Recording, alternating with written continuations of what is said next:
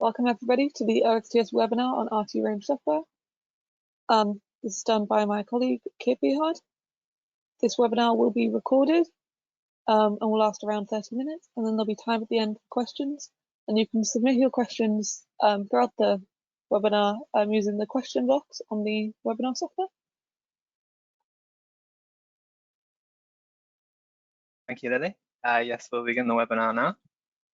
As my colleague said, this will be an introduction to the RT range software, but before we go into the software, I just want to give an overview of the hardware that this software is designed for. So the RT range products that we offer, there are a couple of generations. The latest generation, the V3, the range functionality is contained in the RT3000 V3, which is a combination of RT and range functionality, whereas the previous generation, version 2, there were two separate bits of hardware. The RT3000, which contains the inertial sensors and the GNSS receivers, which would measure the position and dynamics of the vehicle. And then a separate RT range hunter box and target boxes for the target vehicles, which took the navigational messages from the RT and the hunter and target vehicles and processed them, the measurements from them to output range measurements. So just to have a look at the RT range suite. The software contains 6 different applications. Configure RT range, which is used for setting up the RT range. Then we've got feature point survey, lane survey, and map creation, which are all tools for surveying your test area. Real-time display, which is used for looking at the measurements in real time. And then post-processing, which we won't go over at all today because it is there is a separate webinar solely based on how to post-process RT range data. So let's begin. Before you can start your test, you may need to survey your area for things like lane markings or points of interest like traffic cones or traffic lights, road signs, anything that the sensors on your vehicle might be trying to pick up that you want to validate that they are picking up at the relevant times. And for doing these kind of surveys, we use a survey trolley and then specific software. So the first, this is a photo of my colleague using the survey trolley to survey some lane lines. And the first software I'm going to look at is the lane survey wizard, which my colleague would have been using then whilst pushing the survey trolley. So this wizard is a very simple tool.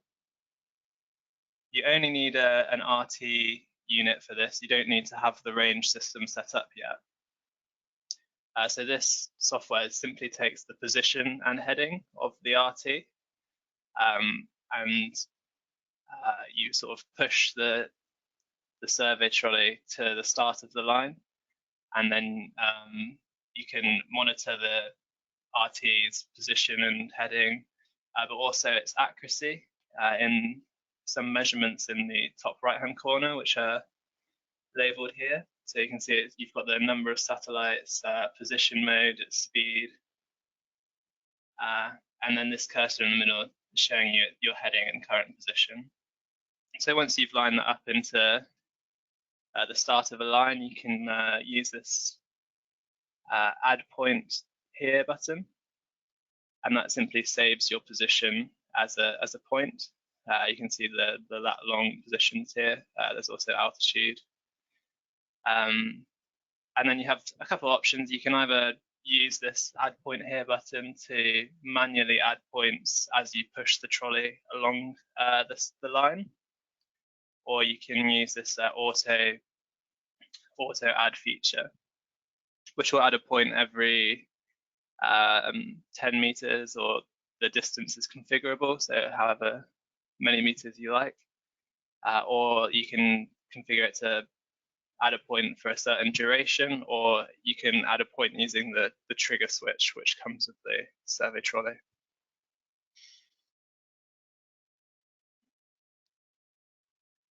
So the important thing to note here is if you had a few lanes that you wanted to survey, you have to survey each line individually in the software. So you would open the software, survey the first line, and then once you'd reached the end of the first line, you would use the finish options, save and start new line.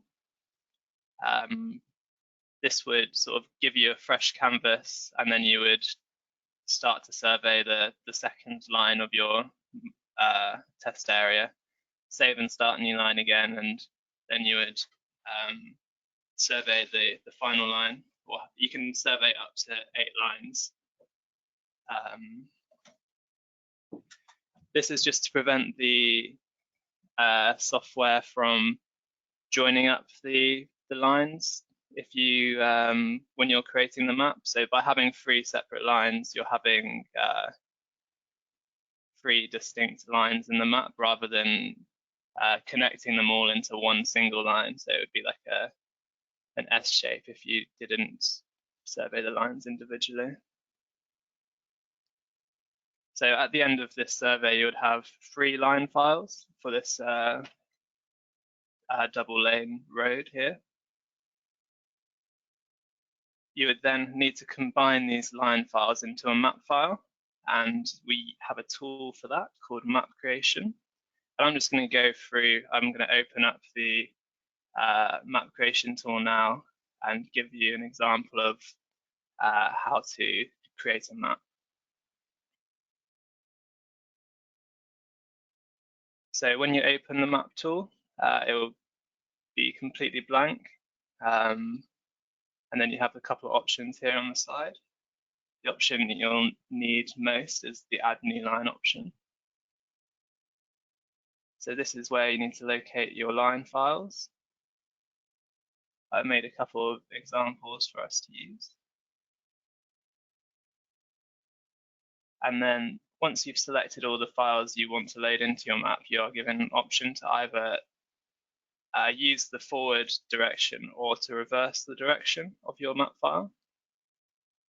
The reason you're given this option is because the quickest way to survey multiple lines is to push the trolley in one direction up the first line and then in the reverse direction in the second line, and sort of alternating forwards and backwards.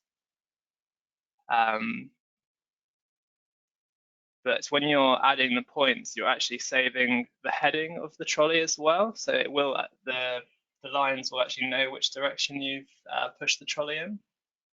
And so to ensure that the points are all facing the same direction, you'll need to reverse the alternating, so reverse the direction of the lines you've pushed the trolley in the reverse direction. So by reversing the second line, you can see here, if I zoom in a bit, you can see that the heading on all of these points is pointing the same direction. So once you've added all your lines in, the only other thing you need to do is to define the start line for your map.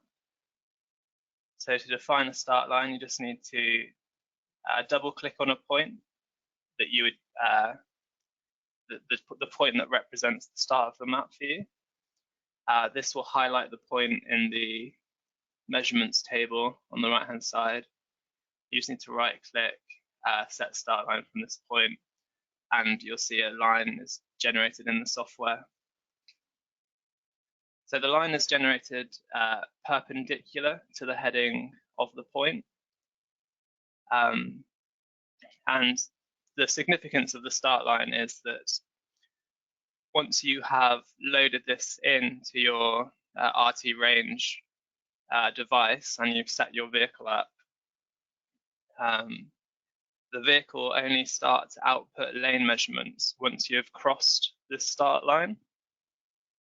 And the direction at which you cross the start line matters as well. So it only starts outputting lane measurements if you cross the start line driving in the direction of the heading of the point that you've used to define the start line. So for this example, the heading of this point is facing to the top left corner. So when you drive in this direction here, you'll cross the start line and start to output lane measurements. If you're driving this direction, the lane measurements won't start. So once you've finished that, you can simply save and quit.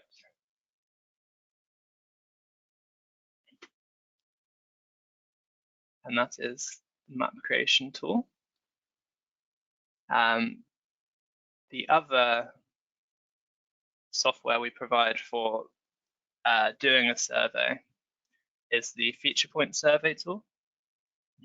This software is almost identical to the lane survey tool, but it has a different application in mind. So where the lane survey tool is for surveying lanes, the feature point survey is for surveying the position of important features in your map.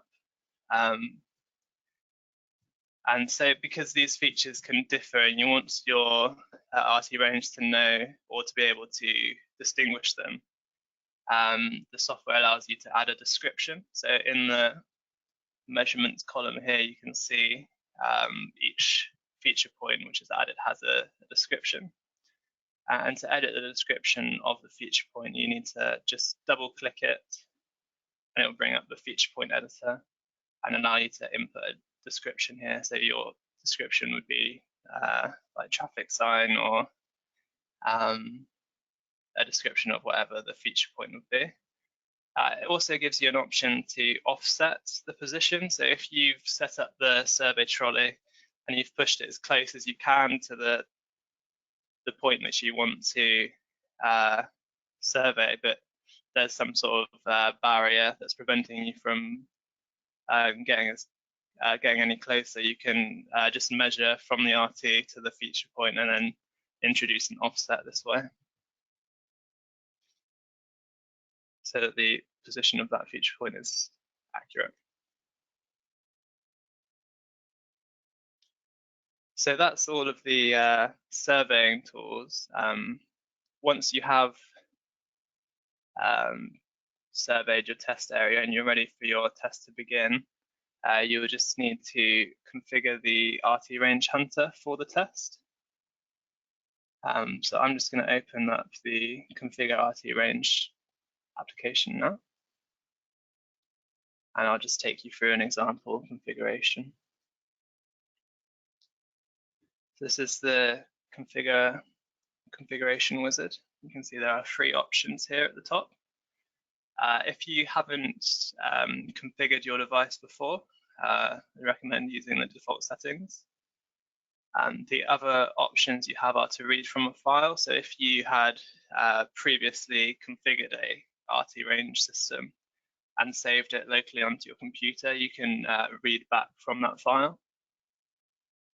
Or the other option is if you have a unit that you're connected to, it will probably have a configuration file already on the unit. So you can read the settings from that file as well. But for this example, I'm just going to go through using default settings. Once you have made this decision, you just need to choose which product you're configuring as well. So as I mentioned before, there are sort of 2 generations, the RT Range S Hunter, but also the RT 3000 V3. And it gives you an image of the product so that you can sort of visually confirm which one you have as well, if you're unsure. Currently on the bench, I have a RT Range S Hunter, so I'm going to configure this. And then the first option is if for a RT range S hunter, you need to associate an RT to that hunter as well, because the range system for the V2s doesn't have any inertial sensors in it. It needs an RT, like an RT3000, to provide the navigation information of the hunter vehicle. So you need to select the IP address of the RT that you have in the vehicle with that RT range hunter.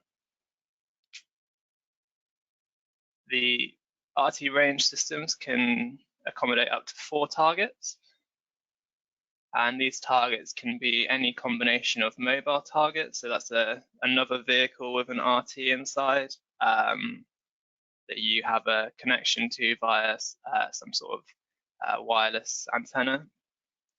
We provide RTX LANs, which are Wi-Fi antennas for the purpose of connecting hunter to target vehicles. And then you just need to choose the IP address of the RT in the hunter vehicle here as well. The other form of target is a fixed point. So this is a stationary saved location which the RT will output its distance and range to. You can define this location by either like inputting the position if you have a pre-surveyed point which you wish to use, or you can use the current position of an RT on the network. So for this example, I'll just create a fixed point using the current position of the RT I have on the work surface, and I'll just offset it 10 meters forward and 10 meters right.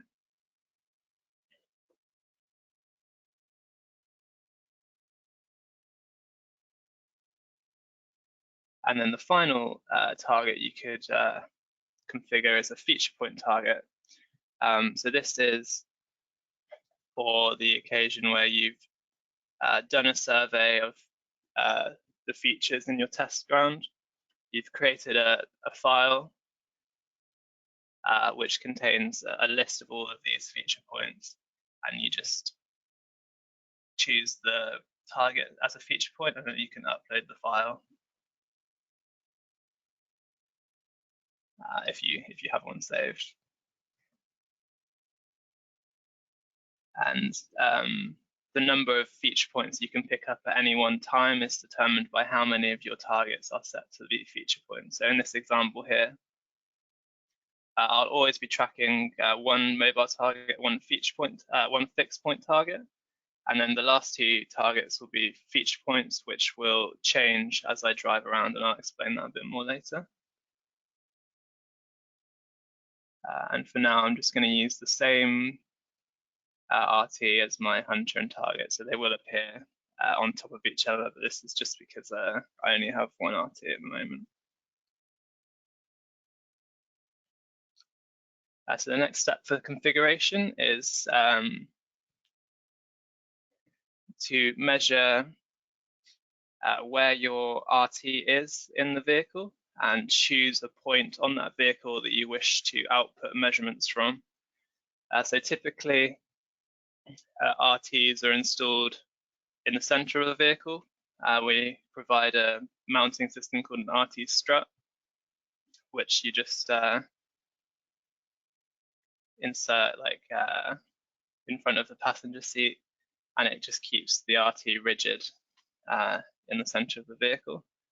But you might, if you're doing like an A/B test, for example, you might not really care about the center of the car. You might only care about the front bumper and how close that front bumper is to your target vehicle. So in that scenario, what you need to do is, so this is the point where you want your output to be from.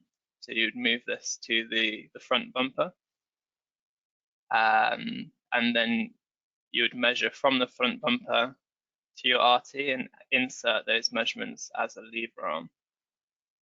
So if the RT was, if the front bumper was 2 meters forward of the RT and half a meter right, you would enter those measurements and then the RT would automatically be put in the correct position.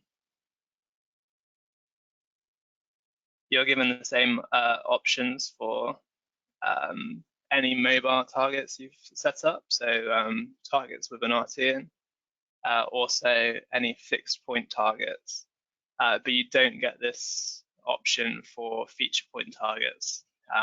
Feature point targets are always just one-dimensional points with a description, but that's all the functionality that they get. So the next thing you can do is if your test is a bit more complicated and you care about more than just the front bumper, you also care about so if you're doing like an overtake maneuver, for example, you might always want to know which 2 points of the vehicle are closest together. For these kind of scenarios, you can use polygons. So polygons are sort of 2D profiles of the vehicle.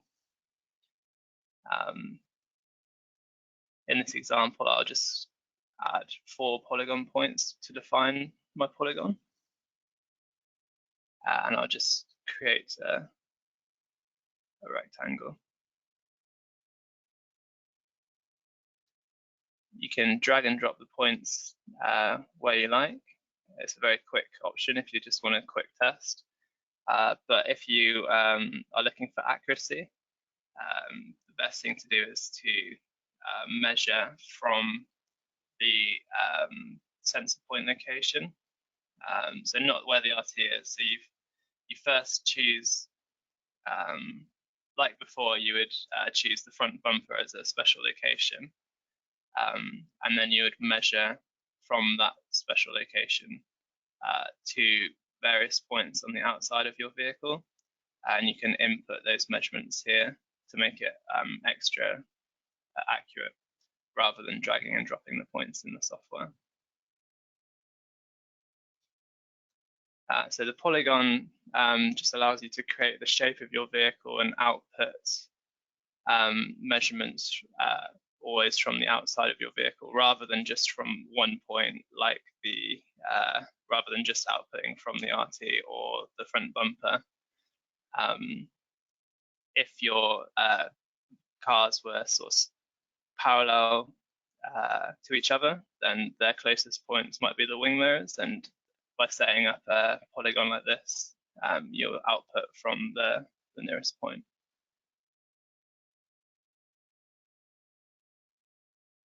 You can have up to 24 points on your polygon. And this allows you to really add some detail to the shape of the vehicle, so really defining the outline of the wing mirrors and stuff like that.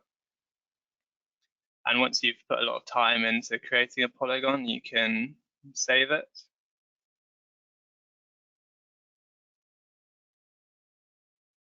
And then use it again for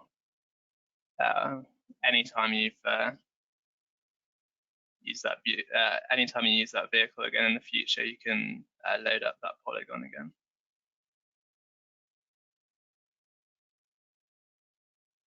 Just clicking the load button here. If you have, so here there are some other saved files. Just give you an example of a polygon someone's put a bit more time into to really get the shape of the car.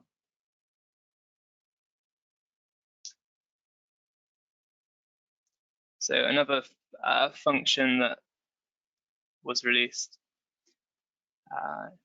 December 2018. So if you have quite recent firmware, you'll have this option to enable multi-sensor points. These are extra points on the vehicle where you would wish to output measurements from. So for example, if your car had lots of sensors which you wish to validate at the same in one test run, you could set up a multi-sensor point on each of the sensors. And the multi-sensor point gives you extra output, so it gives you the range to a target from that sensor point. It also gives you the visibility of the target in that sensor point's field of view. So you can see here, you can define a field of view with a half angle and a minimum and maximum range, and also like an offset. So currently one has the field of view facing out front of the vehicle. If I set 2 to be facing left, that would be an angle of 270 degrees. 3 is going to be facing out the back, it's a 180 degree angle. And then 4 will be facing out right. And I'll show you how this appears in the software as well. I'll just increase their max range a bit.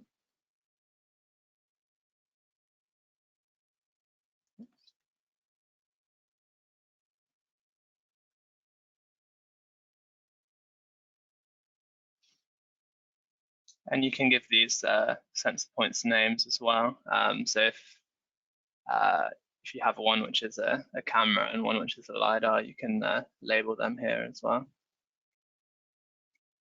And then the last thing to go over here is the feature point field of view. So I said before that if you had previously surveyed some feature points in your test area, you can define a field of view so that only feature points within the field of view appear as targets. And that's because you can have, so that the limit for the number of points you can add to a feature point file is 65,000. But you won't want to know your range to all of these points at one time, and it would overload the processor. So the functionality works that you choose a field of view, and then only the closest feature points in that field of view will appear and output data. And then you only get the sort of data to the relevant feature point at any one time in the test. And here is the option for setting that field of view here.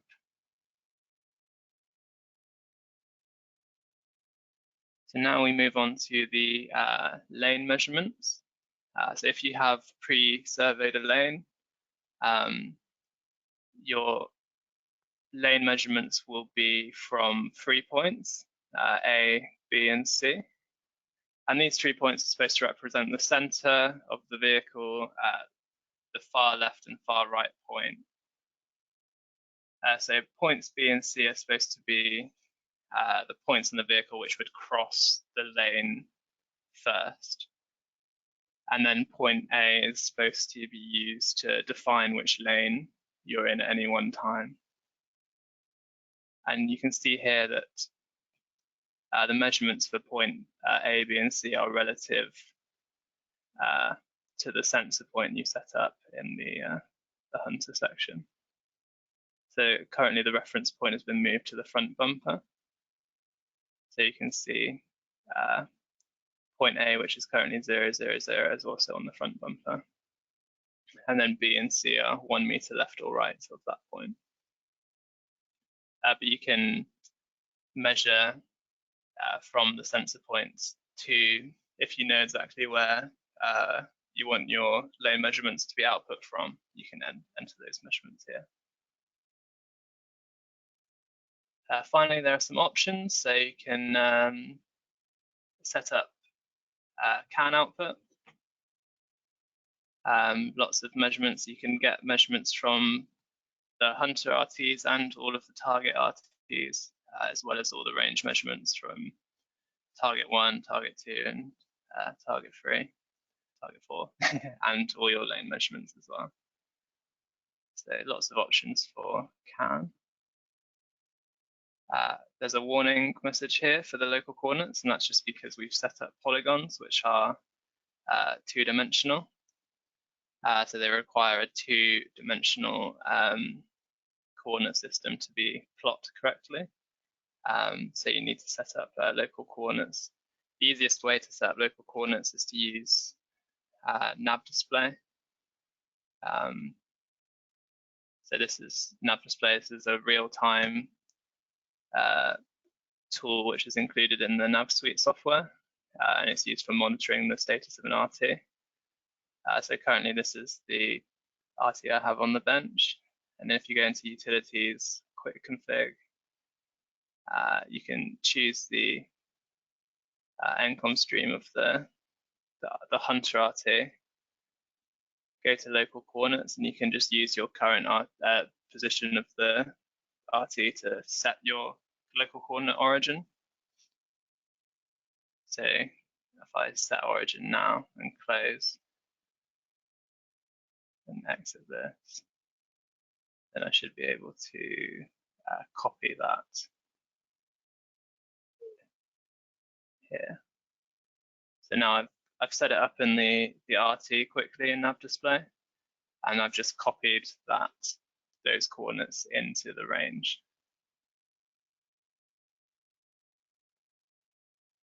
So now I'm just going to commit that and finish. So that's configure RT range. There's a lot of options to configure in there. Sorry, I spent a while going through them all. So next we're going to move on to real-time display. I do have some screenshots, but because I have a unit running on the bench, I'm just going to load that up. So you'll be given two windows will pop up when you load this up. Nav Connect just shows you which units you have on the bench or you're connected to, which are outputting streams. So here I have one RCOM stream from the Hunter and one stream from the RT. And if I use, so bird's eye, so this is the real-time display window, and you can see here there are a list of measurements. You can configure what measurements are contained in this list using the configure display, or you can use one of our pre-made templates as well. And then bird's eye view is a better view for sort of seeing what's going on in the test. Gives you like a top-down view of where your Hunter and targets are.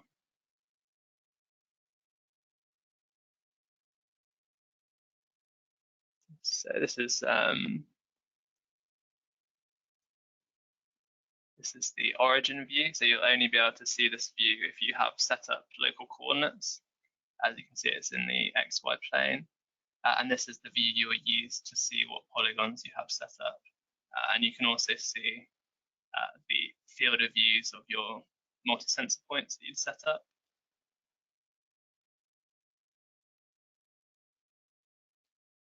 And you can enable or disable the field of views of the multi-sensor points if you find that distracting.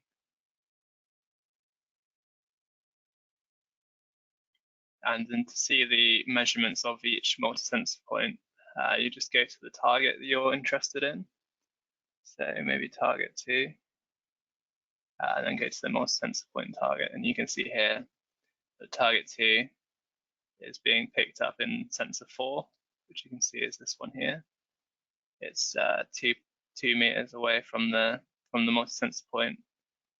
89% of the target is visible, and it's occupying about 40% of that sensor point's field of view.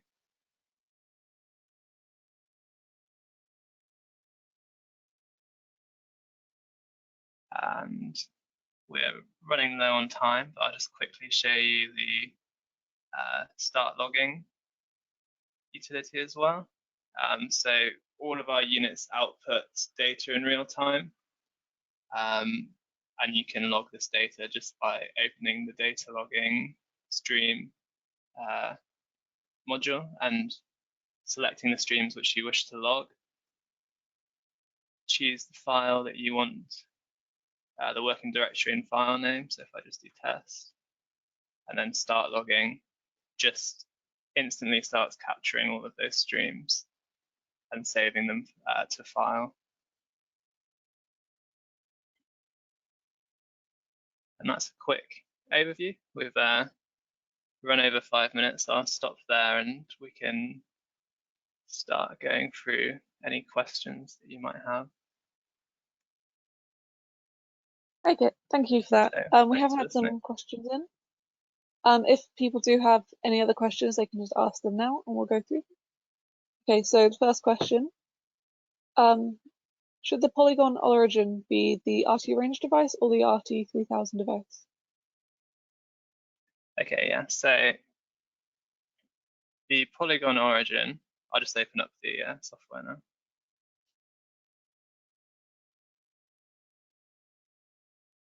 So I'm just going to read back that configuration I loaded up.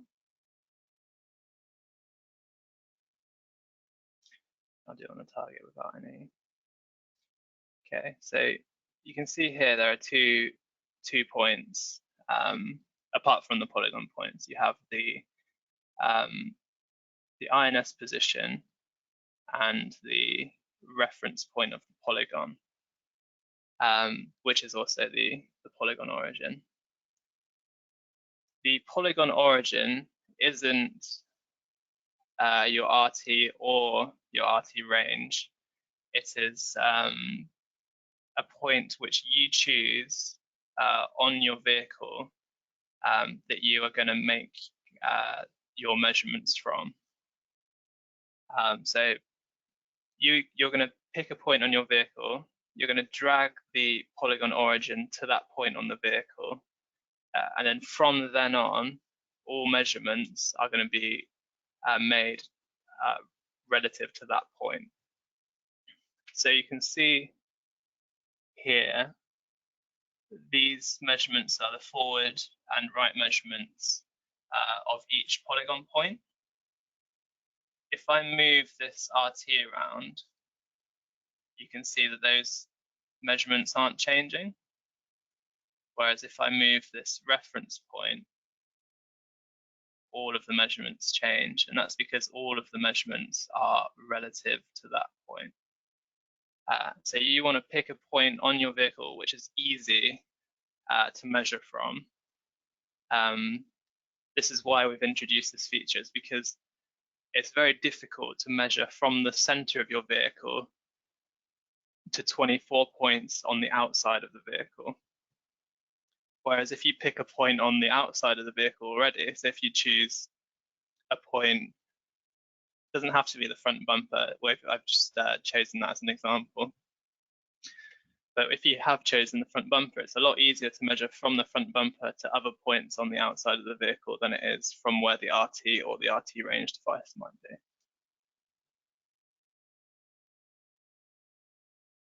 Okay, thank you for that, Kate.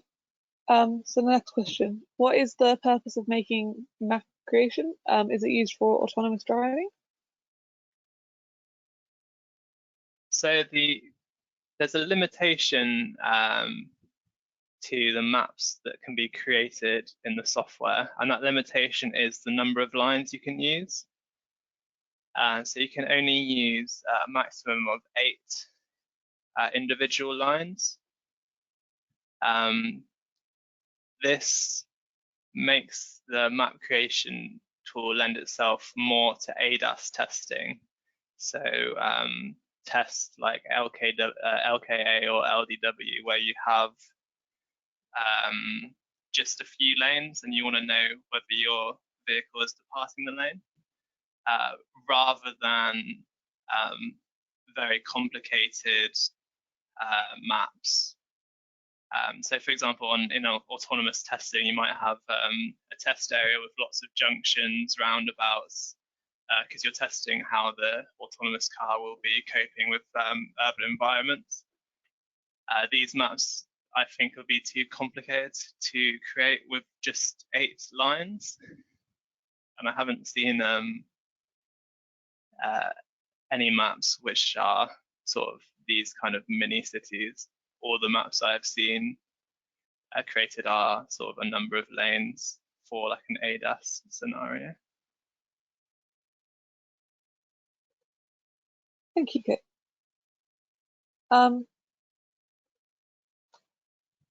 Is there a way in which you can have a moving polygon with an input of some kind, e.g. for a truck, so as it changes, like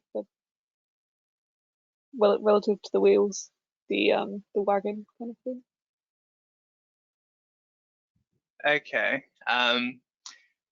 So for a truck, if you have you've got the sort of two sections, you've got the cab and the trailer. To have polygons set up which move separately, so one which moves as the trailer moves and one which moves as the cab moves, you will need an RT in the cab and an RT in the trailer, because you'll need something like an extra device to measure when that trailer is moving. So you won't be able to do that just with a single device, because they're moving independently of each other, or like there will be times when they move independently. You will need an extra device to measure the movement of each compartment separately. And then you'll have to set up the cab as a target one, so as like a mobile target, and create a polygon around that.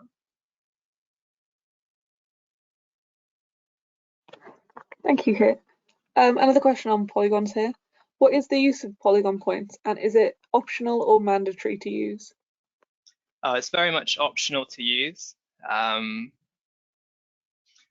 So if I show you the real-time display again.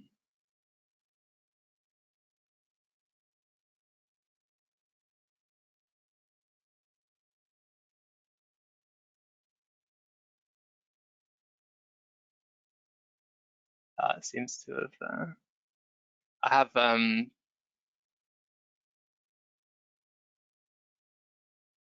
poor setup here. So I think one of the RT units might have gone a bit haywire.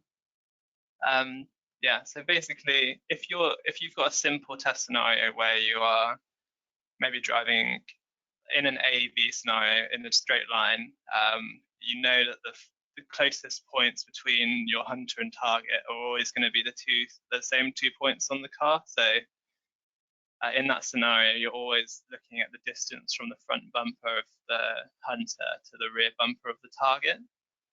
In that scenario, it makes more sense to not use polygons, but to only use a scenario like this. So just have one sensor point that you care about.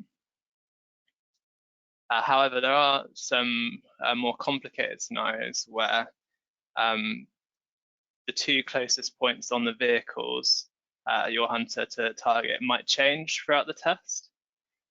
And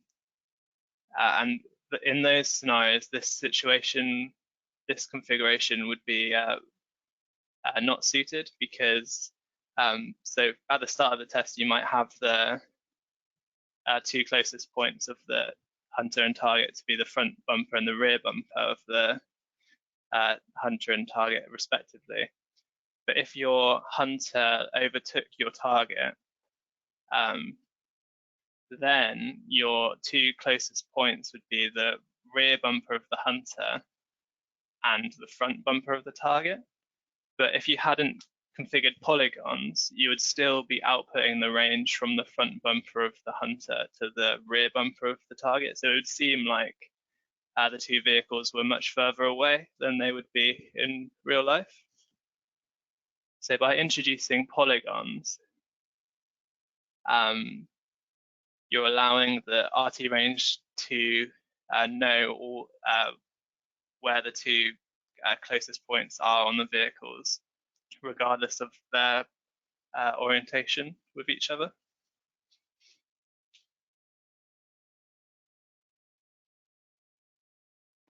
Okay, thank you for that, Kit. Do we have any more questions from anyone? We are now at the end of the webinar, and that is all the questions we've had in so far. We are running this webinar again next week. If you do want to see it again, or you can ask further questions to OxTS support@oxts.com. If you just email us, we can answer questions there as well.